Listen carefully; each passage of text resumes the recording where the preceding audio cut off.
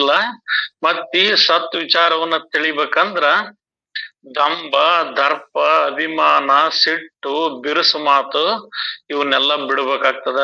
ಇವೆಲ್ಲವೂ ಅಜ್ಞಾನದ ಮಾತುಗಳು. ಇವೆಲ್ಲ ಅಜ್ಞಾನದ ಲಕ್ಷಣಗಳು. ಯಾರು ದಂಭದಿಂದ, ದರ್ಪದಿಂದ, ನಾನು ನಂದನ ಅಭಿಮಾನ, ಸಿಟ್ಟು, ಒರಟು, ಬಿರುಸು ಮಾತು ಇವೆಲ್ಲ ಅದಾವಂದ್ರ ಇವು ಅಜ್ಞಾನದ ಲಕ್ಷಣಗಳು. ಈ ಅಜ್ಞಾನದ ಲಕ್ಷಣಗಳು ಇದ್ವಂದ್ರ ಆಗೋದಿಲ್ಲ. ಇವು ಆ ಸದ್ಗುಣಗಳನ್ನ, ಸತ್ವ ಗುಣಗಳನ್ನ ನಮ್ಮ ಮನದೊಳಗ ನಾವು ಅಳವಡಿಸ್ಕೋಬೇಕಾಗ್ತದ. ಬರೀ ಸತ್ವ ಗುಣಗಳನ್ನ ಅಳವಡಿಸಿಕೊಳ್ಳದೆ ಕೇವಲ ಬಾಯಿ ಮಾತಿನಿಂದ ಸತ್ವದ ಗುಣಗಳನ್ನು ಮಾತಾಡ್ತೇವೆ ಅಂದ್ರ ಅದು ನಾಯಿಯ ಕಾರಿಕೆಯಂತೆ, ನಾಯಿ ವಾಂತಿ ಮಾಡ್ಕೊಂಡಂಗ. ಸತ್ವ ಗುಣ ಇಲ್ಲ, ನಮ್ಮೊಳಗ ಉತ್ತಮವಾದ ನಡೆ ಇಲ್ಲ, ಉತ್ತಮವಾದ ಇರುವಿಕೆ ಇಲ್ಲ. ಆದ್ರ ಬಾಯಾಗ ಬರೀ ಉತ್ತಮವಾದವ್ ಮಾತಾಡ್ತೇವಂದ್ರ ಅವು ನಾಯಿ ವಾಂತಿ ಹೆಂಗ ಹೊರಗ್ ಹಾಕ್ತದ ಹಂಗ ನಮ್ಮ ಅಂತ ಮಾತುಗಳನ್ನ ಮಾತಾಡ್ದಂಗ ಆಗ್ತದ. ಆದ್ರಿಂದ ಸತ್ವಗುಣ ಸಂಪನ್ನರಾಗಿರ್ಬೇಕು. ಅದಕ್ಕಾಗಿ ಮನಪೂರ್ವಕವಾಗಿ ಭಕ್ತಿ ಮಾಡ್ಬೇಕು ಅಂತಾರ. ಮನಪೂರ್ವಕವಾಗಿ ಭಕ್ತಿ ಅಂದ್ರ ಆ ಭಕ್ತಿ ಒಳಗ ಮನವೇ ಲೀನವಾಗಿ ಹೋಗೋದು ಅಂತ. ಇದಕ್ಕ ಆತ್ಮನಿವೇದನ ಭಕ್ತಿ ಅಂತಾರ, ಸಖಾ ಭಕ್ತಿ ಅಂತಾರ. ನವವಿಧ ಭಕ್ತಿಗಳಲ್ಲಿ ಇಲ್ಲಿ ಕೊನೆಯದಾಗಿ ಹೇಳ್ತಾರ, ಆ ಗುರುವಿನೊಳಗ, ಆ ಜ್ಞಾನದೊಳಗ ನಮ್ಮ ಮನವೇ ಲೀನವಾಗಿ ಏಕವಾಗಿ ಹೋಗ್ಬೇಕು. ಅದೇ ಮನಪೂರ್ವಕವಾದ ಭಕ್ತಿ ಅಂತ ಹೇಳ್ತಾರ. ಆ ರೀತಿಯಾಗಿ ನಾವು ಮಾಡ್ಬೇಕು. ಆಗ ಶ್ರೇಷ್ಠ ಗುಣಗಳು ಅವಶ್ಯವಾಗಿ ತಕ್ಕೊಳ್ಳಬೇಕು.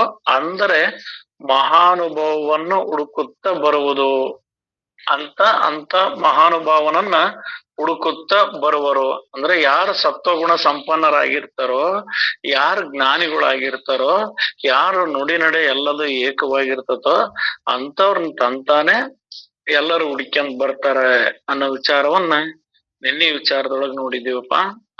ಈ ಮೇಲೆ ವರ್ಣಿಸಿದಂತ ಗುಣ ಸಂಪನ್ನನಾದ ಸತ್ಪುರುಷನು ಸಂಪ್ರದಾಯ ಕಟ್ಟಬೇಕು. ಮತ್ತೆ ಭಕ್ತಿ ಪ್ರಸಾದದಿಂದ ಪರಮೇಶ್ವರನನ್ನ ತನ್ನನ್ನಾಗಿ ಮಾಡಿಕೊಳ್ಳಬೇಕು ಅಂತ. ಆ ಭಕ್ತಿ ವಶದಿಂದ ಆ ಪರಮಾತ್ಮ ಬೇರೆ, ನಾನ್ ಬೇರೆ ಅನ್ನೋದಾಗಬಾರದು. ಅದು ಏಕತ್ವವೇ ತಾನಾಗಬೇಕು. ಆದ್ದರಿಂದ ಉಪಾಸನೆಯು ಪರಂಗತ ಉಳಿಯುವುದಕ್ಕಾಗಿ ಅನೇಕ ಜನರನ್ನ ಭಕ್ತಿಗೆ ಹಚ್ಚಬೇಕು. ಇದು ಉಪಾಸನೆ ಅಂದ್ರ ಆ ಭಗವಂತನ ಆರಾಧನೆ, ಭಗವಂತನನ್ನ ಕೂಡುವಿಕೆ, ಆ ಭಗವಂತನೊಳಗೆ ಭಗವಂತನೇ ತಾನಾಗಿರುವುದಕ್ಕೋಸ್ಕರ ಯಾವಾಗ್ಲಿ ಸತ್ಸಂಗದ ವಿಚಾರಗಳನ್ನ ತಿಳಿಬೇಕು. ಇದೇ ಯಾವಾಗ್ಲೂ ಮುಂದುವರಿಯಬೇಕು. ನಮ್ಮ ಪ್ರಜ್ಞೆಯೇ ಈಗಿದೆಯಲ್ಲ, ನಮಗೆ ಶಿಷ್ಯರಿಂದ ಏನು ಬೇಡುವುದಿರುವುದಿಲ್ಲ. ಆದರೆ ನಮ್ಮ ಹಿಂದೆ ಪರಮೇಶ್ವರನನ್ನು ಭಜಿಸುತ್ತಿರಬೇಕೆಂದು ಮಾತ್ರ ಇಚ್ಛೆ ಇದೆ. ನಿಜವಾದ ಉತ್ತಮ ಪುರುಷ ಅಥವಾ ಉತ್ತಮ ಗುರು ಆಗಿರ್ತಕ್ಕಂಥವನು ಭಕ್ತರಿಂದಾಗ್ಲಿ ತನ್ನ ಶಿಷ್ಯಂದಿರಿಂದಾಗ್ಲಿ ಆತ ಏನೂ ಬೇಡೋದಿಲ್ಲ. ಆತ ಬೇಡುವುದೊಂದೇ ತನ್ನ ಶಿಷ್ಯರನ್ನ ತನ್ನಂತೆ ಮಾಡ್ಕೋಬೇಕು, ಶಿಷ್ಯನ ತನ್ನಂತನೇ ಆಗಬೇಕು ಅನ್ನೋದೇ ಆತನ ಗುರುವಿನ ಇಚ್ಛೆ ಇರ್ತದೆ. ಆತಗ ಶಿಷ್ಯನೊಳಗಿರ್ತಕ್ಕಂಥ ಧನ ಕನಕಾದಿಗಳಾಗ್ಲಿ, ದುಡ್ಡು, ಅಡವು, ಆಸ್ತಿ, ಅಧಿಕಾರ ಅವನವ್ ಯಾವು ಬೇಕಾಗಿಲ್ಲ. ಆತ ಬೇಕಾಗಿರೋದು ಏನಂದ್ರ ಆತ ನಿಜವಾದ ಗುರುವಾಗಿರ್ತಕ್ಕಂಥವನು ನನ್ನ ಶಿಷ್ಯನು ಅವನೊಳಗ ಬೇಡೋದ್ ಒಂದೇ ಆತನೊಳಗಿನ ಸತ್ವ ಗುಣ, ಆತನ ಪಾರಮಾರ್ಥದ ಗುಣ. ಇಲ್ಲಿ ಗುರುಕಾಣಿಕೆ ಸಲ್ಸ್ಬೇಕಂತ ಹೇಳ್ತಾರ. ಇಲ್ಲಿ ನಿಜವಾದ ಗುರುಕಾಣಿಕೆ ಯಾವ್ದಂದ್ರ ಆ ಗುರು ಹೇಳಿದಂತ ಯಥಾರ್ಥ ನುಡಿಗಳನ್ನ ತನ್ನೊಳಗ ಅಳವಡಿಸಿಕೊಂಡು ತಾನು ಗುರುವಾಗುವುದೇ ಗುರುಕಾಣಿಕೆ. ಆ ಪರಮಾತ್ಮನ ವಿಚಾರವನ್ನ ಗುರು ತಿಳಿಸ್ತಾನಲ್ಲ, ಆ ಗುರುವಿನ ವಿಚಾರಗಳನ್ನ ತಿಳಿದು ತಾನು ಆ ಪರಮಾತ್ಮನ ಸ್ವರೂಪ ಆಗುವುದೇ ನಾವು ಗುರುಕಾಣಿಕೆ ಕೊಡಕ್ಕಾಗ್ತದ. ಅದನ್ನ ಮಾಡ್ಬೇಕಾಗೈತಿ. ನಾವು ಅದನ್ನ ಬಿಟ್ಟು ಹೊರಗೆ ನಾವ್ ಏನಾರ ಮಾಡ್ತೇವಂದ್ರ ಅದು ಹೊರಗಿನ ಕಾರ್ಯ ಆಗ್ತದ. ಆದ್ರೆ ಇಲ್ಲಿ ಪಾರಮಾರ್ಥ ದೃಷ್ಟಿಯಿಂದ ನಿಜವಾದ ಸದ್ಗುರುಗಳಿಗೆ ನಾವು ಕೊಡ್ಬೇಕಾಗಿರೋ ಕಾಣಿಕೆ ಯಾವ್ದಂದ್ರ ಆ ಸ್ವರೂಪ ವಿಚಾರವನ್ನ ಗುರು ಹೇಳಿದಂತೆ ನಾವು ತಿಳಿದು ಆ ಗುರುವಿಯಾಗಿ ಮತ್ತೆ ನಮ್ಮ ಹಿಂದಿರ್ತಕ್ಕಂಥವ್ರಿಗೆ ವಿಚಾರವನ್ನ ತಿಳಿಸ್ತಾ ಅದು ಮುಂದುವರಿಬೇಕು. ಇನ್ನು ಸಂಪ್ರದಾಯ ನಡೆಸಲಿಕ್ಕೆ 2 ಲಕ್ಷಣಗಳ ಅವಶ್ಯಕತೆ ಇದೆ. ಅವು ಯಾವುವು ಎಂಬುದರ ಬಗ್ಗೆ ಶ್ರೋತೃಗಳು ಇತ್ತ ಲಕ್ಷ್ಯ ಹಾಕಬೇಕು.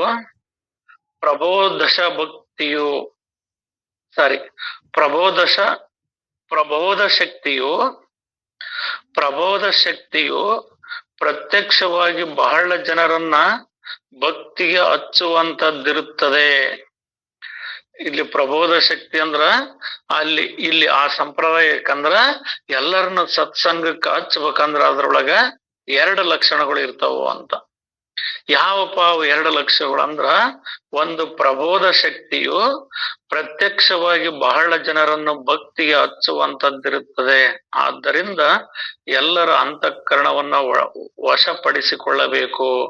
ಇಲ್ಲಿ ಪ್ರಬೋಧ ಅಂದ್ರ ಪ್ರತ್ಯಕ್ಷವಾಗಿ ತಾನೂ ಆ ಸತ್ಯ ಸ್ವರೂಪವಾಗಿದ್ದು ಆ ಎಲ್ಲಾ ಧಾರ್ಮಿಕ ಕಾರ್ಯಗಳನ್ನ ಅಥವಾ ಪಾರಮಾರ್ಥದ ಕಾರ್ಯಗಳನ್ನ ತಾನೂ ಮಾಡ್ತಾ, ತಾನೂ ಭಜಿಸುತ್ತಾ ಇನ್ನೊಬ್ಬರಿಗೆ ಭಜಿಸೋಕು, ತಾನೂ ಆ ಸತ್ಯವನ್ನ ತಿಳಿದು ಇನ್ನೊಬ್ಬರಿಗೆ ತಿಳಿಸೋಕು, ಆ ಹೇಳುವಿಕೆಯಿಂದ ತಿಳಿಯುವುದರ ಜೊತೆಗೆ ನಮ್ಮ ಇರುವಿಕೆಯನ್ನು ನೋಡಿ ಅವರು ತಿಳಿಯುವಂತದ್ದಾಗಬೇಕು. ಜನಗಳಿಗೆ ಭಜನೆ, ಕೀರ್ತನ, ಭಕ್ತಿ, ವಿಚಾರ ಇವುಗಳಿಗೆ ಹೆಚ್ಚು ಹಚ್ಚೋದಿರ್ತದ. ಅದರಿಂದ ಎಲ್ಲರ ಅಂತಃಕರಣವನ್ನ ವಶಪಡಿಸಿಕೊಳ್ಳತಕ್ಕದ್ದು, ಎಲ್ಲರನ್ನ ಭಜನೆಗೆ, ಕೀರ್ತನಕ್ಕ, ಈ ಪ್ರವಚನಕ್ಕ, ಈ ವಿಷಯಗಳಿಗೆ ಎಲ್ಲರನ್ನ ಹಚ್ಬೇಕಾಗ್ತದ. ಇವತ್ ಬೆಳಗ್ಗೆ ದೀಪಮ್ಮವ್ರು ಹೇಳಿದ್ರು, ನಮಗೆ ಅಪ್ಪಾಜಿಯವ್ರು ಹಿಂಗೆಲ್ಲ ತಿಳಿಸಿದ್ರು, ಮಾಡ್ರಿ, ಓದ್ರಿ, ಕೇಳ್ರಿ ಬರ್ತತಿ ಅಂತ. ಹಂಗ ಎಲ್ಲರಿಗೆ ಅವ್ರಿಗೊಂದು ಪ್ರೋತ್ಸಾಹವನ್ನು, ಉತ್ಸಾಹವನ್ನು ಕೊಡ್ತಾ ಅವ್ರು ಹಿಂದಿದ್ದು ಸರಿ ತಪ್ಪುಗಳನ್ನ ತಿದ್ಕೊಂತ ಅವ್ರಿಗೂ ಭಜನೆ, ಕೀರ್ತನ ಇಂಥ ಸತ್ಸಂಗಕ್ಕೆ, ವಿಚಾರಕ್ಕ ಹಚ್ಚೋದಿರ್ತತಿ. ಮತ್ತ ಅವರ ಅಂತಃಕರಣವನ್ನ ತಿಳಿಯೋದಿರ್ತತಿ. ಇವ್ರ ಮನಸ್ಥಿತಿ ಎಲ್ಲಿದೆ, ಇವ್ರು ಯಾವ್ದನ್ನ ಹೇಳಿದ್ರೆ ಇವ್ರು ತಿಳ್ಕಂತಾರ, ಇವ್ರಿಗೆ ಯಾವ್ದನ್ನ ನಾವ್ ಹೇಳ್ಬೇಕು ಅನ್ನೋದು ಕೂಡ ಅವ್ರ ಅಂತಃಕರಣವನ್ನ ವಶಪಡಿಸ್ಕೋಬೇಕಾಗ್ತದ. ಎರಡನೆಯದಾಗಿ, ನಾವು ಮೊದಲು ಹೇಳಿದ ಉತ್ತಮ ಗುಣಗಳಿದ್ದರೆ ಮಾತ್ರ ಜನರು ಪ್ರಮಾಣ ತಿಳಿಯುವರು. ನಾವು ಈಗ ಹೇಳಿದ್ವಿ, ಹಂಗ್ ಮಾಡ್ರಿ, ಹಿಂಗ್ ಮಾಡ್ರಿ, ಭಜನೆ ಮಾಡ್ಬೇಕು, ಕೀರ್ತನ ಮಾಡ್ಬೇಕು, ಸತ್ಸಂಗ ಮಾಡ್ಬೇಕು, ಶರಣರ ಸೇವೆ ಮಾಡ್ಬೇಕು, ಅವ್ರೊಳಗೆ ಗುರುವನ್ನ ಕಾಣ್ಬೇಕು, ಅವ್ರೊಳಗೆ ಪರಮಾತ್ಮನನ್ನ ಕಾಣ್ಬೇಕು ಅಂತ ನಾವು ಹೇಳ್ತಾವಲ್ಲ. ಮತ್ತೆ ಅದು ಮೊದಲು ನಮ್ಮೊಳಗ ಅದಾಗಿರ್ಬೇಕು.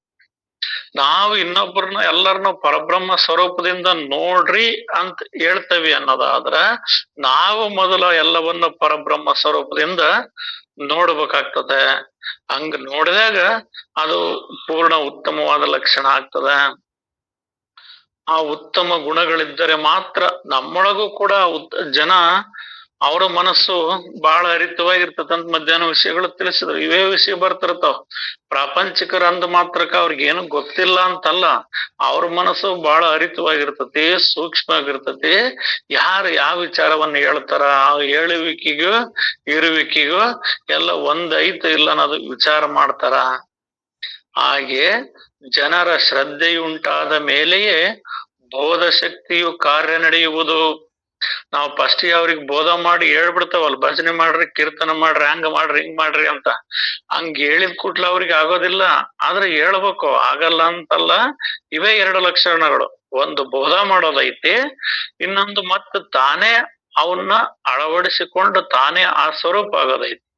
ಹಿಂಗ ತಾನೇ ಉತ್ತಮ ಗುಣಗಳನ್ನ ಅಳವಡಿಸ್ಕೊಂಡು ತಾನು ಉತ್ತಮವಾಗಿದ್ರ ಅದನ್ನ ನೋಡಿ ಅನುಕರಣೆ ಮಾಡಿ ತಿಳಿಯುವಂತದ್ದು ಇರ್ತದ. ಹಾಗೆ ಜನರ ಶ್ರದ್ಧೆ ಉಂಟಾದ ಮೇಲೇನೆ ಅವ್ರಿಗೆ ನೀನ್ ಹೇಳಿರೋ ಬೋಧ ಅವ್ರಿಗೆ ತಿಳಿತೈತಿ. ಅಂದ್ರ ನೀನ್ ಸತ್ಯ ಸ್ವರೂಪದಿ ಅಂದ್ರ, ಹೌದಪ್ಪ ಅವ್ರು ಸತ್ಯವಾಗ್ಲ ಹಂಗದಾರ, ಅದಕ್ಕ ಅವ್ರ ಹಂಗ ಹೇಳ್ತಾರಂತ ನಾವ್ ತಿಳಿಬೇಕಾಗ್ತದೆ. ಒಂದ್ ವೇಳೆ ನಾವ್ ಹಂಗಿರ್ದಲೆ ಹೇಳಕ್ ಹೋದ್ರ ಅವ್ರ ಏನಂತಾರ, ಕೇಳ ಮಠ ಕೇಳಿ, ಇವ್ನ್ ಮಾಡೋದ ಹಿಂಗ, ನಮಗ್ ಹಿಂಗ್ ಹೇಳಕ್ ಬರ್ತಾನ ಅಂತ. ಹಿಂಗ ತನ್ನೊಳಗ್ ಇರುವಿಕೆ ಇಲ್ದಂಗ ಹೇಳಕ್ ಹೋದ್ರ, ಆಗ್ಲಿ ಹಿಂದಿನ ನುಡಿಯಾಗ ಹೇಳಿದ್ರು, ನಾಯಿಯ ಕಾರಿಕೆ ಅಂತ, ವಾಂತಿ ಮಾಡ್ಕೊಂಡಂಗ ಅಂತ. ನಾವ್ ಏನಾರ ಹೇಳಕ್ ಹೋಕ್ಕವಂದ್ರ ನಮ್ ಮಾತುಗಳು ನಾಯಿ ವಾಂತಿಗಿಂತ ಕಡೆಯಾಗಿರ್ತಾವ ಅಂತ. ಮತ್ತ ಅದೇ ತಾನು ಉತ್ತಮವಾಗಿದ್ದು ತಾನೇ ಆ ಸ್ವರೂಪ ಲಕ್ಷಣದೊಳಗಿದ್ದು ಹೇಳಿದಿ ಅಂದ್ರ, ಅವಾಗ ನೀನ್ ಹೇಳಿದ್ದೆಲ್ಲದ ಅವಾಗ ಕಾರ್ಯ ಮಾಡ್ತದ. ತಾನು ಮಾಡಿದಂತೆ ನಡೆಯುವ ಮತ್ತು ಮೊದಲು ಮಾಡಿಯೇ ಮಾತನಾಡುವ ವಾಕ್ಯಗಳನ್ನೇ ಜನರು ಸತ್ಯವೆಂದು ತಿಳಿಯುತ್ತಾರೆ. ಜನ ಯಾವ್ದನ್ನ ಸತ್ಯ ಅಂತ ತಿಳಿತಾರಂದ್ರ ತಾನು ಹೇಳಿರ ಮಾಡು, ಇಲ್ಲ ಮಾಡ್ಯಾರ ಹೇಳು, ಎರಡು ಒಂದಾಗ್ಬೇಕು. ನುಡಿ ನಡಿ ಎರಡು ಒಂದಾಗ್ಬೇಕು. ನುಡಿಯು ಮಾತ್ರ ಒಂದು ದೊಡ್ಡ ಬಣಿವೆ ಓಟ ಐತಿ, ನಡಿ ಮಾತ್ರ ಒಂದ್ ಇಡಿ ಹುಲ್ಲಿಲ್ಲ ಅಂದ್ರ ಅದನ್ನ ಯಾರು ಒಪ್ಪೋದಿಲ್ಲ. ಅವ್ರು ಒಪ್ಪಕಂದ್ರ ಆ ನಡಿ ಅನ್ನೋದ ಒಂದು ಬಣಿವೆ ಆಗಿರ್ಬೇಕು. ಒಂದು ದೊಡ್ಡ ಸೊಪ್ಪೆ ಬಣಿವೆ, ರಾಗಿ ಬಣಿವೆ ಅಂತ ನಡಿಯ ಒಂದು ಬಣಿವೆ ಆಗಿದ್ದು ನುಡಿ ಒಂದ್ ಇಡಿ ಇದ್ರೇನಂತೆ ಆ ನಡಿ ನೋಡಿ ಅವ್ರು ತಿಳಿತಾರ.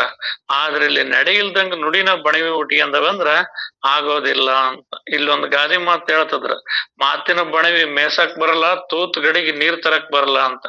ಬರೀ ಮಾತಿನೊಳಗ ಬ್ರಹ್ಮಾಂಡ ತೋರಿಸ್ತವಿ, ಬ್ರಹ್ಮಾಂಡದ ಸುದ್ದಿ ಹೇಳ್ತವಿ. ನಮ್ಮ ಅಂತರಂಗದೊಳಗ ಅದ ನಡಿ ಇಲ್ಲ ಅಂದ್ರ ಜನ ಒಪ್ಪೋದಿಲ್ಲ. ಹಿಂದ್ ಮುಮುಕ್ಷುಗಳಾದವರು ಒಪ್ಪೋದಿಲ್ಲ. ಅವೆರಡು ಒಂದಾಗಿದ್ರು ಮಾತ್ರ ಅಲ್ಲಿಗೆ ಒಂದು ಬೆಲೆ, ಒಂದು ಸ್ಥಾನ ಎಲ್ಲ ಬರ್ತತೆ. ಹೌದಪ್ಪ ಅದ್ ಇರೋದಂಗ ಅದ್ ಹೇಳದಂಗ, ಅವ್ರ ಇರೋದಂಗ ಅದ್ ಹೇಳದಂದಂತ ಅವಾಗ ತಾಳ ಮೇಳ ಎರಡು ಕೂಡ್ತತ. ಅದಿಲ್ದಂಗ ಬರೀ ನಾವ್ ಒಂದ್ ಇಟ್ಕಂತೀವಿ ಅಂದ್ರ ಅದು ಯಾವ್ದು ಆಗುವುದಿಲ್ಲ. ಹಂಗಾಗಿ ಇಲ್ಲಿ ಏನ್ ಹೇಳ್ತಾರ, ತಾನು ಮಾಡಿದಂತೆ ನಡೆಯುವ ಮತ್ತು ಮೊದಲು ಮಾಡಿಯೇ ಮಾತನಾಡುವ ವಾಕ್ಯಗಳನ್ನೇ ಜನರು ಸತ್ಯವೆಂದು ತಿಳಿತಾರ. ಆ ರೀತಿಯಾಗಿ ಇರ್ಬೇಕಾಗ್ತದ. ಅಲ್ಲದೆ ಹೀಗೆ ಜನರಿಗೆ ಯಾವುದು ಮಾನ್ಯವಾಗುವುದಿಲ್ಲವೋ ಅದನ್ನ ಅವರು ಮನ್ನಿಸುವುದಿಲ್ಲ. ಇದು ಹಿಂಗೈತಿ, ನಿನ್ನ ನಡೆನುಡಿ ಒಂದಾದ್ರೂ ಮಾತ್ರ ಅದು ಒಂದ್ ತರ ಒಪ್ತಾರ. ಇದು ಜಗತ್ತಿನ ನಿಯಮನ ಹಿಂಗೈತಿ, ಜನಗಳ ನಿಯಮನ ಐತಿ. ನೀನ್ ಎರಡು ಒಂದಾಗಿದ್ರ ಜನರಿಗೆ ಮಾನ್ಯನಾಗ್ತಿ ಅಂದ್ರೆ ಶ್ರೇಷ್ಠವಾಗ್ತಿ, ಗೌರವ ಆಗ್ತಿ, ಅಥವಾ ಗುರು ಆಗ್ತಿ, ಜ್ಞಾನಿ ಅಂತ ಒಪ್ಪಿ ಅಂತಾರ. ನೀನ್ ಒಂದಿಲ್ಲ ಅಂದ್ರ ಅರ್ಥಾತ್ ನಡೆ ಇಲ್ಲದ ಬರೀ ನುಡಿ ಐತಂದ್ರ ಅದನ್ನ ಒಪ್ಪೋದಿಲ್ಲ. ಜನರು ಮನಸ್ಸಿದ್ದರೆ ಬಹುಸಂಖ್ಯರಾದರವರ ಎದುರಿಗೆ ತಾನೊಬ್ಬನೇ ಏನು ಮಾಡುವುದು? ಈಗ ಜನ ಎಲ್ಲ ಅವರ ಅಂದ್ರೆ ಅಸತ್ಯದ ಕಡೆಗೆ ಬಹಳ ಜನ ಅದಾರಪ್ಪ ಅನ್ನೋದಾದ್ರ, ನೀನೊಬ್ಬನಿದ್ದೇನೋ ಒಂದು ಸತ್ಯ ಹೇಳ್ತಿ ಅನ್ನೋದಾದ್ರ ಅದು ಏನ್ ಮಾಡಕ್ ಆಗ್ತದ? ಅಲ್ಲಿ ಏನೂ ನಡೆಯೋದಿಲ್ಲ. ಆದ್ದರಿಂದ ತನಗೆ ಸಂಗಡಿಗರಿರಬೇಕು. ಮತ್ ನೀನು ಒಬ್ಬನೇ ಇದೊಂದ ಸತ್ಯ ಐತಿ, ಇದೊಂದ ಸತ್ಯ ಅಂತ ಎಲ್ಲರನ್ನು ನಿಂದನೆ ಮಾಡ್ಕೊಂತ, ಎಲ್ಲರನ್ನು ದೂರ ಮಾಡ್ಕೊಂತ, ನಿನಗ ಅದು ಗೊತ್ತಿಲ್ಲ, ನಿನಗ ಇದು ಗೊತ್ತಿಲ್ಲ, ನೀನ್ ಅದನ್ ತಿಳಿದಿಲ್ಲ, ಇದನ್ ತಿಳಿದಿಲ್ಲ ಅನ್ಕಂತ ಎಲ್ಲರನ್ನು ಜರ್ಕಂತ ಇದು ಮಾಡ್ಕೊಂತ ಹೋದ್ರ ನೀನ್ ಒಬ್ಬನೇ ಒಂಟಿಯಾಗಿ ಉಳಿಯಕ್ ಬರ್ತೈತಿ. ನೀನ್ ಒಂಟಿಯಾಗಿ ಉಳ್ದು ಏನು ಫಲ? ಅದು ಫಲ ಆಗೋದಿಲ್ಲ. ಆದ್ದರಿಂದ ತಿಳಿಲಾರದವರಿಗೆ ತಿಳಿಸಿ ಅಂತ ಅವರ ಅಂತಃಕರಣದ ಸ್ಥಿತಿಯನ್ನ, ಅವರ ಬುದ್ಧಿಶಕ್ತಿಯ ಸ್ಥಿತಿಯನ್ನ ಅರಿತು ಅವ್ರಿಗೆ ಈ ವಿಚಾರವನ್ನ ತಿಳಿಸ್ತಾ ನೀನ್ ಎಲ್ಲ ಸಂತ ಶರಣರ ಸಂಘದೊಳಗಿರ್ಬೇಕು. ಅವರು ಕೂಡ ನಿನ್ನ ಸಂಘದೊಳಗಿರ್ಬೇಕು. ಯಾಕಂದ್ರ ಇಲ್ಲಿ ಎರಡೂ ಬೇಕಾಗ್ತದ. ಎರಡೂ ಇರೋದ್ರಿಂದನ ಸಾಧ್ಯ ಆಗ್ತದೆ. ಇವತ್ ಬೆಳಗ್ಗೆ ದೀಪಮ್ಮರು ಹೇಳಿದ್ರು, ಇಲ್ಲಿ ಸಿಂಚನ, ಲಲಿತಾ ಇವ್ರೆಲ್ಲರೂ ಕೇಳೋರ್ ಇರೋದ್ರಿಂದ ನಾನು ಹೇಳ್ತದನಿ. ಇಲ್ಲಿ ಕೇಳೋರಿಲ್ಲ ಅಂದ್ರೆ ನಾನ್ ಯಾರಿಗೆ ಹೇಳ್ಬೇಕಾಗಿತ್ತು? ನಿಮ್ಮಿದ್ದ ನನಗ್ ಜ್ಞಾನ ಪ್ರಾಪ್ತಿ ಆಯ್ತು, ನೀವೆಲ್ಲರೂ ಕೇಳ್ತೀರಿ ಅಂತ ನಾನು ಹೇಳೋದೆಲ್ಲ ಕಲ್ತ್ಕೊಂಡು ನಾನು ಜ್ಞಾನಿ ಆದೆ ಅಂತ ಹೇಳಿದ್ರು. ಹೌದಪ್ಪ, ಮತ್ ನೀವ್ ಹೇಳ್ತೀರಿ ಅನ್ನೋದ್ರಿಂದ ನಾವು ಕೇಳ್ಕೊಂತ ಬಂದು ನಾವು ಜ್ಞಾನಿ ಆಗಿದ್ವಿ ಅಂತ ಆಗ್ತದ. ಅದರಂತೆ ಯಾವಾಗ್ಲೂ ಆ ಸತ್ ಸಂಘದ ಜನರೊಂದಿಗೆ, ಆ ಸಂಗಡಿಗರೊಂದಿಗೆ ಇರಬೇಕು. ಜನರು ಸ್ವ ಇಚ್ಛೆಯಿಂದ ಗ್ರಹಿಸಿದಷ್ಟು ಸ್ವಲ್ಪ ಸ್ವಲ್ಪ ಕಲಿಸುತ್ತ ಯುಕ್ತಿಯಿಂದ ಸಾವಕಾಶವಾಗಿ ಅವರನ್ನ ದಂಡಿಗೆ ಹಚ್ಚಬೇಕು. ನೀನ್ ಒಂದೇ ಸರಿ ಇದಕ್ಕೆ ಕೇಳ್ತಿರ್ತಾರ ಅಪ್ಪರ ಅನೇಕ ಸಲ, ನೀರ್ ಹೋಗದ ಗಂಟಲಲ್ಲಿ ಕಡುಬು ತುರುಕಿದಂತೆ ಅಂತ. ಅದು ನಮಗೆ ಹೇಳ್ತಿರ್ತಾರ. ಇಲ್ಲಿ ಕೂಡ ಅದನ್ನ ಹೇಳ್ತಾರ, ನೀನು ಸಾವಕಾಶವಾಗಿ ನಿಧಾನಕ್ಕ. ಇವತ್ ನಿಮ್ ಮಾದೇವ್ ಕುಂಬಾರಜ್ಜರ್ ಹೇಳ್ತಾರೆ, ಎಷ್ಟು ನಿಧಾನಕ್ಕ ಅದು ಕುಂದಿರ್ತೇನಪ್ಪಾ, ಅದು ಸರಿ ಐತೇನಪ್ಪಾ ಅಂತ ಉತ್ತರ ಹೇಳಿ ಪ್ರಶ್ನೆ ಕೇಳ್ತಾರ, ಪ್ರಶ್ನೆ ಕೇಳಿ ಉತ್ತರ ಹೇಳ್ತಾರ. ತಿರ್ಗಾ ಮುರ್ಗ ಮಾಡಿ ಸಾವಕಾಶವಾಗಿ ನಿಧಾನವಾಗಿ ಹೆಂಗ ಎಲ್ಲರನ್ನ ಕಲಿಸ್ತಾ ಹೋಗ್ತಾರೋ ಹಂಗಿಲ್ಲಿ ಉತ್ತಮ ಪುರುಷನಾದವನು ನಾನು ತಿಳಿದನಿ, ನಾನು ಉತ್ತಮದನಿ, ನಾನು ಜ್ಞಾನದನಿ ಅನ್ನೋ ಗರ್ವ ಅಹಂಕಾರವನ್ನು ಬಿಟ್ಟು ತಿಳಿಯಲಾರದವರಿಗೆ ಅವರ ಮನಸ್ಸಿನ ಸ್ಥಿತಿಯ ಹಂತಕ್ಕ ಅಲ್ಲಿಗಿಳಿದು ಅಲ್ಲಿಂದ ಅವ್ರಿಗೆ ತಿಳಿಸಿ ಅಂತ ಅವ್ರನ್ನ ಈ ಭವಸಾಗರದಿಂದ ದಾಟಿಸಿ ಮುಕ್ತ ಸ್ವರೂಪನನ್ನಾಗಿ ಮಾಡ್ಬೇಕು.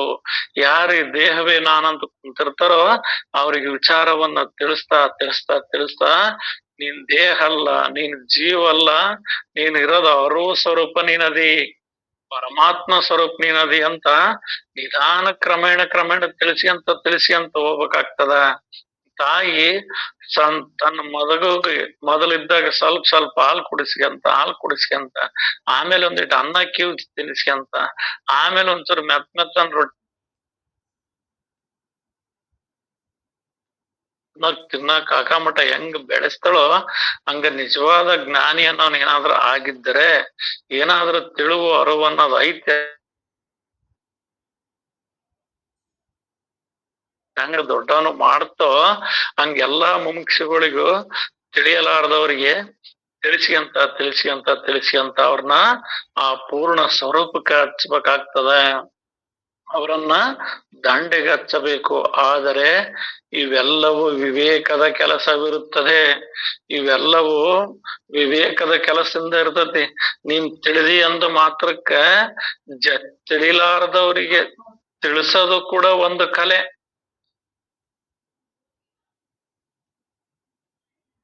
ತಿಳಿದ್ರೇನ್ ಬಿಟ್ರೇನ ಅಂತ ಕುಂತಿ ಅಂದ್ರ ಅದು ಜ್ಞಾನ ಆಗೋದಿಲ್ಲದ ಅಹಂಕಾರ ಆಗ್ತದ. ಆದ್ರಿಂದ ತಿಳಿಯಲಾರದವ್ರಿಗೆ ಅವರಿಗೆ ತಿಳಿಯುವಂತೆ ತಿಳಿಸುವುದು ಒಂದು ಜ್ಞಾನದ ಕಲೆ. ಅದು ಜ್ಞಾನವೇ. ಬರೀ ತಾನೊಬ್ಬನ್ ತಿಳಿದದ್ದು ಜ್ಞಾನ ಅಲ್ಲ, ಆ ತಿಳಿದಿರ್ತಕ್ಕಂಥ ಜ್ಞಾನವನ್ನ ತಿಳಿಸೋದು ಒಂದು, ಅದು ಶ್ರೇಷ್ಠ ಇರ್ತದ. ಇದು ಬಹಳ ಯುಕ್ತಿಯಿಂದ ಚಾಣಾಕ್ಷತನದಿಂದ ಮಾಡುವಂತ ಕೆಲಸವಾಗಿರ್ತದ. ಸಾವಕಾಶವಾಗಿ ಅವರನ್ನು ದಂಡೆಗೆ ಹಚ್ಚಬೇಕು. ಆದರೆ ಇದನ್ನ ನೀನ್ ತಿಳಿವಿನಿಂದ ಮಾಡ್ರಿ, ತಿಳಿದು ಮಾಡ್ಬೇಕು. ನೀನ್ ಹೆಂಗಂಗ ಹೇಳ್ತಾನೆ, ಹೆಂಗ ಕೇಳ್ತಾನೆ, ಹೆಂಗ ಮಾಡ್ತಾನೆ, ನನಗ್ ತಾನು ಹೇಳ್ಕೊಂತಾನೆ ಅಂದ್ರ ಅದು ತನಗೆ ತಿರುಗಿ ಬಂತು ಅನ್ನಂಗ ಅದಂಗಾಗ್ತದ. ವಿವೇಕಿ ಇವುಗಳನ್ನ ಸರಿಯಾಗಿ ಮಾಡಬಲ್ಲನು. ಯಾರಿಗೆ ನಿಜವಾದ ವಿವೇಕ ಐತೋ ಆತ ಯಾರನ್ನೂ ಅಲ್ಗಳಿಯೋದಿಲ್ಲ. ತಿಳಿದವ್ರನಂತ ತಲೆ ಮೇಲೆ ಕುಂದ್ರಸಿನಲ್ಲ, ತಿಳಿಲಾರ್ದವ್ರನಂತ ದೂರ ಮಾಡೋದಿಲ್ಲ. ಆ ತಿಳಿಲಾರ್ದವನಿಗೆ ತಿಳಿಸಿ ಎಲ್ಲರನ್ನ ಏಕತ್ವವಾಗಿ ಮಾಡ್ತಾನ. ನಿಜವಾದ ಉತ್ತಮ ಪುರುಷನಾದನು. ಉಳಿದ ಬಡ ಪ್ರಾಣಿಗಳು ಮರ್ಮ ತಿಳಿಯದೆ ಬರೀ ಬಡಿದಾಡಲಿಕ್ಕೆ ಹತ್ತುವರು. ಇನ್ನು ಕೆಲವರು ತಿಳಿಯಲಾರದೆ ಅಂದ್ರ ಈ ಸೂಕ್ಷ್ಮ ವಿಚಾರ, ತಾನು ತಿಳಿದಿರ್ತಕ್ಕಂತ ವಿಚಾರವನ್ನ ಇತರರಿಗೆ ಸೂಕ್ಷ್ಮವಾಗಿ ತಿಳಿಸಲಾರದೆ ತಮಗ್ ತಾವ ಬಡದಾಡ್ತಾವ. ಅದ್ ಹಂಗಾಯ್ತು, ಇದು ಹಿಂಗಾತ, ಅಲ್ಲಿಂಗಾಯ್ತು, ಇಲ್ಲಿಂಗಾತ, ನಿಮಗ್ ಇದು ತಿಳಿತೈತೇನ್, ಅದು ತಿಳಿತೈತೇನ್, ಅದ್ ಹಂಗೇನ್ ಹಿಂಗೇನಂತ ತನ್ನೊಳಗ ತಾನೇ ಬಡದಾಡ್ಕೊಂಡ್ ಹೋಗ್ತಾರ. ಆದ್ರ ಅದು ಉತ್ತಮವರ ಲಕ್ಷಣ ಅಲ್ಲ. ಬಹಳ ಜನರೊಡನೆ ಒಬ್ಬನೇ ಬಡಿದಾಡಿಯಾದರೂ ಎಲ್ಲಿಗೆ ಮುಟ್ಟುವುದು? ನೀನು ಒಬ್ಬನ ತಿಳಿದನಿ, ಅವ್ರಿಗೆ ತಿಳಿದಿಲ್ಲ, ಇವ್ರಿಗೆ ತಿಳಿದಿಲ್ಲ ಅಂತ ನೀನು ಒಬ್ಬನ ಬಡದಾಡ್ಕಂತ ಎಲ್ಲದನ್ನು ಅಲ್ಗಳ್ಕಂತ ಎಲ್ಲರನ್ನ ಜರ್ಕಂತ, ಇದು ಒಂದು ಜ್ಞಾನಾಹಂಕಾರ. ಇದು ಪಂಡಿತ ಮೂರ್ಖ ಲಕ್ಷಣಗಳು ಅಂತ ಬರ್ತದ. ತಾನು ಪಂಡಿತದನಿ ಅಂತಂದು ಬರೀ ಈ ಪಂಡಿತ್ಕಿ ತೋರ್ಸ್ಕೊಂತ ಹೋದ್ರ ಈ ಪಾಂಡಿತ್ಯಕ್ಕೆ ಮುಕ್ತಿ ಆಗೋದಿಲ್ಲ. ಇದಕ್ ಮೊದಲ ಇದು ಯಾವ್ದೋ ಒಂದು ಪದ್ದಿತ್ತು, ಶಾಲಾ ಬುಕ್ದೊಳಗ ಇತ್ತು. ಅದು ಈ ಪಾರಮಾರ್ಥ ವಿಚಾರಕ್ಕೆ ಸೇರುವಂತದ್ದೈತಿ. ಒಬ್ಬ ಪಂಡಿತ ದೋಣಿನ ಈ ಕಡೆ ಹೊಳೆಯಿಂದ ಆ ಕಡೆಗೆ ಸೇರ್ಬೇಕಂದಾಗ ಆ ದೋಣಿ ನಡೆಸೋನಿಗೆ, ನಿನಗೆ ಶಾಸ್ತ್ರ ಬರ್ತತ, ನಿನಗ್ ಭಜನೆ ಬರ್ತತ, ನಿನಗ್ ತತ್ವ ಬರ್ತತ, ನಿನಗ್ ಪಾಂಡಿತ್ ಬರ್ತತ, ನಿನಗ್ ಅದು ಬರ್ತತ, ಇದು ಬರ್ತತ ಅಂತ ಕೇಳ್ತಿರ್ತಾನ. ಅವನ್ ಇಲ್ಲಪ್ಪ ನನಗೇನ ಶಾಸ್ತ್ರ ಬರಲ್ಲ ಅಂತಾನ. ಹೋಗ್ ನೀನ್ ಇದ್ದು ಕಾಲ್ಭಾಗ ಸತ್ತಂಗ ಅಂತಾನೆ ಇವನ್ ಪಂಡಿತ. ಅವನಿಗೆ ನಿನಗೇನಾರ ಒಂದಿಟ್ಟು ತತ್ವಮಸಿ ವಿಚಾರ, ಗುರು ಅಂದ್ರೆ ಯಾರು, ಏನಾರ ಒಂದಿಟ್ಟು ಏನಾರ ಗೊತ್ತೈತೇನ ಅಂತ ಕೇಳ್ತಾನ. ಇಲ್ಲಪ್ಪಾ ಅಂತಾನ. ಹಂಗಾರ ಅರ್ಧ ಸತ್ತಂಗ್ ಬಿಡು ನೀನು ಅಂತ. ಆಮೇಲೆ ಅಲ್ಲೋ ನೀನ್ ಯಾರ ಅನ್ನೋದರ ನಿನಗೆ ಅರಿವು ಐತನೋ, ಪ್ರಜ್ಞೆ ಐತನೋ ಅಂತ ಕೇಳ್ತಾನ. ಅಪ್ಪ ನನಗೆ ಯಾವ್ದು ಏನು ಗೊತ್ತಿಲ್ಲಪ್ಪ ಅಂತ. ಹಂಗಾರ ನೀನ್ ಪೂರ್ತಿ ಸತ್ತಂಗ ಬಿಡು, ನೀನ್ ಇದ್ದು ಸತ್ತಂಗ ಅಂತ ಹೇಳ್ತಾನ ಯಾರು? ಪಂಡಿತ. ಆಮೇಲೆ ಹೋಗ್ತಾ ಹೋಗ್ತಾ ಗಾಳಿ ಹೇಳ್ತತಿ, ನದಿಯಾಗ ಸುಳಿ ಹೇಳ್ತತಿ. ಅವನು ದೋಣಿ ನಡೆಸೋನು ಒಂದೇ ಮಾತು ಕೇಳ್ತಾನ. ಇವನು 96 ಪ್ರಶ್ನೆ ಕೇಳಿದ್ದ. ನಿನಗ್ ಶಾಸ್ತ್ರ ಗೊತ್ತದ, ನಿನಗ್ ಭಜನೆ ಬರ್ತದ, ನಿನಗೆ ತತ್ವಮಸಿ ಗೊತ್ತೈತ, ನೀನ್ ಯಾರ ಅನ್ನೋದು ಗೊತ್ತೈತ ಅಂತ ಇಸಾಕಂತ ಕೇಳಿದ್ನಲ್ಲ. ಅವನು ತಿರುಗಿ ಒಂದೇ ಕೇಳ್ತಾನ, ನಿನಗ್ ಈಜು ಬರ್ತದ ಅಂತ ಕೇಳ್ತಾನ ಈ ಪಂಡಿತನಿಗೆ. ಅವಾಗ ಅವನ್ ಹೇಳ್ತಾನ, ಈಜು ಬರಲ್ಲ ಅಂದ್ರ ನನ್ನ ನಿನ್ ಸತ್ತಂಗ ಹೋಗ ಅಂದೆಲ್ಲ, ಈಗ ನೀನ ಸತ್ತೇ ಬಿಟ್ಟು ಹೋಗ ಅಂತೇಳಿ ಅವನು ಆ ಸುಳಿ ಒಳಗ ದೋಣಿ ಸಿಲುಕ್ತದ. ಅವನು ಈಜು ಬರ್ತದ, ಅವನಿಗೆ ದೋಣಿ ನಡ್ಸನಿಗೆ ಅವನ್ ಈಜು ದಡ ಸೇರ್ತಾನ. ಇವನು ಪಂಡಿತಿ ಕಲ್ತಿರ್ತಾನಲ್ಲ, ಇವನು ಪಂಡಿತ. ನನಗೆ ನಿಜಗುಣರ ಶಾಸ್ತ್ರ ಗೊತ್ತು, ಸಿದ್ಧಾರೂಢರ ಶಾಸ್ತ್ರ ಗೊತ್ತು, ಭಗವದ್ಗೀತೆ ಗೊತ್ತು, ಉಪನಿಷತ್ ಗೊತ್ತ, ಅದು ಗೊತ್ತ, ಇದು ಗೊತ್ತ, ನಿನಗೇನು ಗೊತ್ತಿಲ್ಲದ್ರ ನೀನ್ ಸತ್ತಂಗ ಅಂತ ಹೇಳಿರ್ತಾನಲ್ಲ. ಆವಾಗ ಅವನು ಕೊನೆಗೆ ಒಂದೇ ಮಾತೇಳಿ ಆ ಕಡೆಗೆ ಈಜ್ಕೊಂಡ್ ಹೋಗ್ತಾನೆ. ನನ್ ಸತ್ತಂಗ ಸತ್ ಹೋಗ ನೀನು ಅಂತ ನನಗೆ ಹೇಳಿದೆಲ್ಲ, ನಿಜವಾಗ ನೀನು ಸತ್ ಹೋಗ ಅಂತೇಳಿ ಅವ್ನ ಈಜ್ ದಡ ಸೇರ್ತಾನ. ಅಂದ್ರ ಅರ್ಥಾತ್ ಇಲ್ಲಿ ಏನ್ ಹೇಳ್ತದ ಇದ್ರ ಲಕ್ಷಾರ್ಥ, ನಾವು ನಿಜವಾಗಿ ಭವಸಾಗರವನ್ನ ದಾಟಕ್ ಏನ್ ಬೇಕ ಅದನ್ನ ತಿಳಿಬೇಕಾಗಿದೆ. ಈ ಭವಸಾಗರವನ್ನ ದಾಟಕ ಏನ್ ಬೇಕ ಅದನ್ನ ಕಲಿಬೇಕಾಗ್ತದ, ಅದನ್ನ ತಿಳಿಬೇಕಾಗ್ತದ. ಅದನ್ನ ನಾವು ತಿಳಿಯೋದು ಬಿಟ್ಟು ಬೇರೆ ಏನೆಲ್ಲ ತಿಳಿದಿವಂದ್ರ ಅವ್ ಯಾವ ನಮ್ಮನ್ನ ದಡ ಸೇರ್ಸೋದಿಲ್ಲ, ಈ ಭವಸಾಗರದಿಂದ ದಾಟ್ಸೋದಿಲ್ಲ. ಓದಿ ವೇದವ ಜೀವ ಪರಮರ ಭೇದ ಒಳಿಯದ ಮನುಜ ಧರೆಯೊಳು ವೇದಭಾರವ ಪೊತ್ತು ತಿರುಗುವ ಮಾದಿಗರ ಮನೆ ಕತ್ತೆ ಎಂದು ಸಾರುತ್ತಿದೆ ಶ್ರುತಿ ಸಾರುತ್ತಿದೆ ಅಂತ ಹೇಳ್ತಾರ. ಅಂದ್ರ ನಿನ್ನ ತಲೆಯೊಳಗ ವೇದದ ಗಂಟು, ಪುರಾಣದ ಗಂಟು, ಶಾಸ್ತ್ರದ ಗಂಟು, ಪಾಂಡಿತ್ಯದ ಗಂಟು 96 ಗಂಟು ತಲೆ ಒತ್ಕೊಂಡ್ ಈ ದೇಹಾಭಿಮಾನ ಎಂಬ ಕತ್ತಿದ್ದಂಗ ಅಂತ. ಇದ್ರ ಮ್ಯಾಲ ನೀನು ಒತ್ಕೊಂಡ್ ತಿರುಗಾಡಿದಿ, ನಾನ್ ಯಾರಂತ ನೀನು ತಿಳಿಲಿಲ್ಲ, ಈ ಭವಸಾಗರದಿಂದ ದಾಟಿ ಈಜ ಪಾರಾಗುವಂತದ್ದು ನೀನು ತಿಳಿಲಿಲ್ಲ ಅಂದ್ರ ನೀನು ವೇದ ಶಾಸ್ತ್ರ ಪುರಾಣರ ಏನ್ ತಿಳ್ದಂಗ ಆಗ್ತದ? ಶಿವಜೀವರ ಐಕ್ಯತ್ವದ ಜ್ಞಾನವೇ ನಿನಗಿಲ್ಲ ಅಂದ ಮೇಲೆ ನೀನು ಬೇರೆ ಬೇರೆ ಬೇರೆ ಬೇರೆ ಮಾಡಿ ಏನೆಲ್ಲ ಇಷ್ಟೆಲ್ಲ ಮಾಡಿ ಹೇಳ್ತೀನಿ ನೀನ್ ಅಂದ್ರು ಕೂಡ ಅದೆಲ್ಲದು ಕೂಡ ಇದ್ರೊಳಗ ಹೋಗ್ತದ. ಮತ್ ಇಲ್ಲಿ ದಾಟೋದ್ ಯಾವ್ದು ಅಂದ್ರ ವಿವೇಕದಿಂದ, ವಿಚಾರದಿಂದ, ಪಾರಮಾರ್ಥ ವಿಚಾರದಿಂದ. ಆ ಪಾರಮಾರ್ಥ ವಿಚಾರವನ್ನ ತಿಳಿದಿ ಅಂದ್ರ ನೀನು ಉತ್ತಮ ಪುರುಷ. ಪಾರಮಾರ್ಥದ ಜ್ಞಾನವಿಲ್ಲದೆ 100,000 ದೇಹದೊಳಗ ಅತಿ ಘೋರ ತಪದಿಂ ತಪ್ತನಾದರೂ ತೋರದಾತ್ಮಾನಂದವೆಂದು ಸಾರುತ್ತಿದೆ ಶ್ರುತಿ ಸಾರುತ್ತಿದೆ ಅಂತ. ಪಾರಮಾರ್ಥ ಜ್ಞಾನ ಅಂತ ಯಾವ್ದು ಕೇಳ್ತಾವಂದ್ರ ಆ ಪರಬ್ರಹ್ಮ ಸ್ವರೂಪದನೆ ಅಂತ ನೀನ್ ತಿಳಿಲಿಲ್ಲಲ್ಲ, ಶಿವಜೀವರ ಐಕ್ಯತ್ವದ ಜ್ಞಾನವನ್ನ ನೀನು ತಿಳಿಲಿಲ್ಲ ಅಂದ್ಮೇಲೆ ನಿಂದ ಏನಿದ್ರೆ ಏನು ಫಲ ಆಗ್ತದ? ಅದೆಲ್ಲದು ವ್ಯರ್ಥವಾಗಿ ಹೋಗ್ತದ. ಅದನ್ನ ನೀನ್ ತಿಳಿಬೇಕಾಗ್ತದ. ತಿಳಿದು ಇತರರಿಗೂ ಕೂಡ ಅದನ್ನ ತಿಳಿಸ್ಬೇಕಾಗ್ತದೆ. ಅದೇ ನಿಜವಾದ ಉತ್ತಮ ಪುರುಷನ ಲಕ್ಷಣ ಆಗ್ತದ. ಅದನ್ ಬಿಟ್ಟು ನೀನು ಜನರೊಳ ತಗಿ ದೋಣಿದು ಪಂಡಿತ ಹಿಂಗ ಬಡದಾಡಿ ಅವನ್ ಕೊಟ್ಟಾಗ ನಿನಗ್ ಇದು ಬರ್ತತ, ನಿನಗ್ ಅದು ಬರ್ತತ, ಇದು ಬರುತ್ತ ಅಂತ ಬಡದಾಡಿ ಸತ್ತಂಗ ಇಲ್ಲಿ ನಾವು ಅವ್ರನ್ನ ಇವ್ರನ್ನ ಅಲ್ಗಳ್ಕಂತ ಅಲ್ಲಿ ನುಡಿ ತಪ್ತು, ಇಲ್ಲಿ ಇದು ತಪ್ತು, ಅಲ್ಲಿ ಹಂಗಾತ್, ಇಲ್ಲಿ ಹಿಂಗಾತ್ ಅನ್ಯರ ದೋಷಗಳನ್ನ ಎಣಿಸ್ಕಂತ ಅದ್ರೊಳಗ ಬಡದಾಡಿ ಸತ್ತಂತವ್ರಿಗೆ ಎಂದಿಗೆ ಅದ್ರ ಮುಕ್ತಿ ಆಗ್ತದ? ಉಳಿದ ಬಡ ಪ್ರಾಣಿಗಳಿಗೆ ಮರ್ಮ ತಿಳಿಯದೆ ಬರೀ ಇನ್ನು ಉಳ್ದವ್ರ ಅವ್ರದ್ದು ತಿಳಿ ನೀನ್ ತಿಳಿದಿಯಲ್ಲ, ಇದಾತು. ಅವ್ರ ಸ್ಥಿತಿಗತಿಯನ್ನ ತಿಳಿದು ನೋಡು. ಅವ್ರ ಸ್ಥಿತಿಗತಿಯನ್ನ ತಿಳಿದು ನೀನು ವಿಚಾರ ಮಾಡು. ಅವ್ರ ಸ್ಥಿತಿಗತಿಯನ್ನ ತಿಳಿದು ನೀನು ವಿಚಾರ ಮಾಡದೆ ಕೇವಲ ಹಿಂಗ ಹೊರಗ ನೀನು ಬಡದಾಡ್ತಿ ಅಂದ್ರ ಅದ್ ಎಂದಿಗ್ ಸಾಧ್ಯ ಆಗ್ತದ? ನೀನ್ ಬಡದಾಡ್ಯಾರ ಎಲ್ಲಿಗ್ ಮುಟ್ಟವನದಿ? ನಿನಗೆ ಎಲ್ಲಿಗೆ ಮುಟ್ಟೋದಿಲ್ಲ. ಬಡದಾಡಿ ಪಂಡಿತ ದೋಣಿ ಒಳೆಯಾಗ ಹೋದಂಗ ಆಗ್ತದ. ಆದ್ರಿಂದ ಸಂಗಡಿಗರ ಹೊರತಾಗಿ ತಾನೊಬ್ಬನೇ ಎಂದಾದರೂ ಅವರಿಗೆ ಈಡೆ. ನೀನು ಸಂಗಡಿಗರ ಇರ್ಲಿಲ್ಲ ಅಂದ್ರ ನೀನು ಒಬ್ಬನೇ ಏನನ್ನ ಬಡದಾಡ್ತಿ ಅಂದ್ರ ನೀನ್ ಅದ್ ಯಾವ ಲೆಕ್ಕಕ್ಕಾಗೋದಿಲ್ಲ. ಯಾಕಂದ್ರ ಇಲ್ಲಿ ಸಂಘ ಇರ್ಲಿ ಅಂತ ಯಾಕೆ ಹೇಳ್ತಾರಂದ್ರ ಸತ್ಸಂಗಕ್ಕೆ ಅಗಾಧವಾದ ಶಕ್ತಿ ಇದೆ. ನಾವ್ ಒಬ್ಬೊಬ್ರೆ ತಪಸ್ಸು ಮಾಡಿರೋ ಸತ್ಸಂಗ ಮಾಡಿ ಸಾಧನೆ ಮಾಡಿರೋ ಪುಣ್ಯದ ಫಲಕ್ಕಿಂತ ಸತ್ಸಂಗದ ಪುಣ್ಯದ ಫಲ ಅಗಾಧವಾದಿರ್ತತೆ.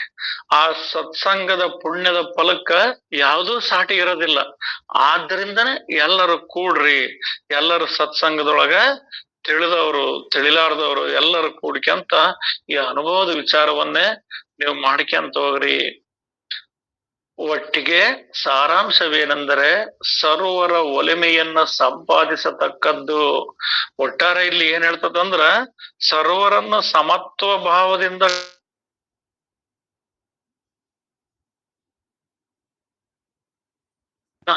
ನೀವು ಭಿನ್ನ ಭಿನ್ನ ಮಾಡ್ತಿದಿ ಅಂದ್ರ ನಿನಗ್ ಜ್ಞಾನನೇ ಆಗಿಲ್ಲ ಅಂತ. ಯಾಕ ಜ್ಞಾನ ಆಗಿಲ್ಲ ಅಂದ್ರ ಮೊದಲೇ ನಿನ್ ಒಳಗ್ ಭಿನ್ನ ಇರೋದ್ರಿಂದ ಅದು ಹೊರಗ್ ಬಂದೈತಿ. ಏನ್ ಉಂಡಿರ್ತಾವ ಅದ್ರ ದೇಹ ಬರ್ತತಿ, ಆ ದೇಹನಾಗ ಅದ್ರ ಉಂಡ್ರ ವಾಸನೆ ಬರ್ತದೆ. ಅದರಂತೆ ನಿನ್ನ ಮನಸ್ಸಿನೊಳಗ ನೀನ್ ಏನೇನ್ ತುಂಬ್ಕೊಂತೀಯ ಅವೇ ಎಲ್ಲವೂ ಕಾಣ್ತಾವು. ಮತ್ತೆ ನಿನ್ನೊಳಗ ನೀನು ಪರಮಾತ್ಮ ಸ್ವರೂಪದಿ ಅರು ಸ್ವರೂಪದಿ ಅಂತ ನೀನ್ ತುಂಬ್ಕೊಂಡಿದ್ದ ಆಗಿದ್ರ, ಎಲ್ಲದು ಪರಮಾತ್ಮನ ಸ್ವರೂಪ ಐತಿ ಅಂತ ತಿಳಿದಿದ್ದೇ ಆಗಿದ್ರ ನಿನಗ ಅದೆಲ್ಲದು ಕಾಣಕ್ ಸಾಧ್ಯ ಆಗ್ತದ. ಮತ್ತೆ ನೀನ ತಿಳಿದಿಲ್ಲ, ನಿನ್ನೊಳಗ ಬೇರೆ ಬೇರೆ ಕಾಣ್ತತಿ ಅಂದ್ರ ಅದು ಹೊರಗು ಹಂಗ ಕಾಣ್ತತಿ. ಆದ್ದರಿಂದ ನೀನು ತಿಳಿದು ಇತರರಿಗೂ ಕೂಡ ಅದನ್ನೇ ತಿಳಿಸು. ಎಲ್ಲವನ್ನು ನಾವು ಹೊರಗ ರೂಪನಾಮಗಳಿಂದ ನೋಡೋದನ್ನ ಬಿಟ್ಟು ರೂಪನಾಮಕ್ಕೆ ಆಧಾರವಾಗಿರ್ತಕ್ಕಂಥ ಆ ಅರಿವು ಸ್ವರೂಪವನ್ನ ನೋಡುವುದೇ ಉತ್ತಮ ಪುರುಷನ ಲಕ್ಷಣ ಅನ್ನೋ ವಿಚಾರವನ್ನ ಇಲ್ಲಿ ತಿಳಿಸ್ತದ್ರಪ್ಪ. ಇತಿ ದಾಸಬೋಧೆ ಗುರು ಶಿಷ್ಯ ಸಂವಾದೆ ದ್ವಾದಶ ದಶಕ ಉತ್ತಮ ಪುರುಷ ನಿರೂಪಣಾ ನಾಮ ದಶಮ ಸಮಾಸ ಇಲ್ಲಿಗೆ ಮುಕ್ತಾಯ ಆಯ್ತಪ್ಪಾಜಿ. ಎಲ್ಲರಿಗೂ ಶರಣಾರ್ಥಿ ಅಪ್ಪಾಜಿ.